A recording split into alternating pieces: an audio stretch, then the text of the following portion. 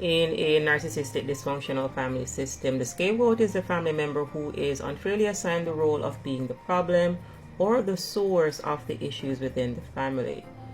This role is often imposed by the narcissistic parent and is often enabled or enforced by other members of the family, including other parental figures or even other siblings. In today's video, we're going to cover 3 effects of being a scapegoat. However, before we jump into that, it is important to understand that the scapegoat role is a manipulation tactic used by the narcissistic parent to maintain their sense of superiority and control. Essentially, what you're dealing with here is psychological projection, where the narcissistic parent is going to project their negative feelings and traits onto the scapegoat. Breaking free then from this role often requires recognizing the toxic dynamics, seeking therapy, counseling or support, and also establishing firm boundaries. So sign number 1 that you most likely grew up a scapegoat is that you have issues dealing with chronic guilt and shame, so essentially low self-esteem. This is because scapegoats are made to feel responsible for family problems even when they are not at fault. And this can lead into intense feelings of guilt and shame which may persist into adulthood.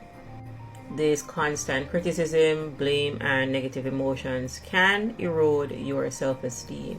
And this may cause you to develop a deep-seated belief that you are fundamentally flawed or unworthy. Sign number 2 is that you most likely experience difficulty in relationships because growing up as a scapegoat can impact your ability to form healthy relationships, and you may struggle with trust issues, fear of rejection, and difficulty in expressing your needs. Scapegoats and lost children normally end up being enablers or codependents, and because of this, then they most likely attract narcissists.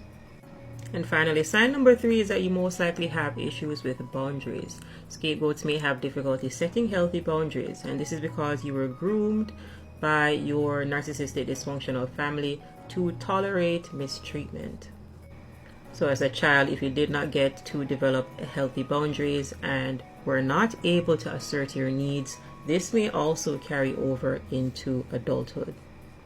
It is important to understand that if you can see the dysfunction, then you can stop it. So healing from being a scapegoat involves rebuilding your self-esteem and having self-compassion.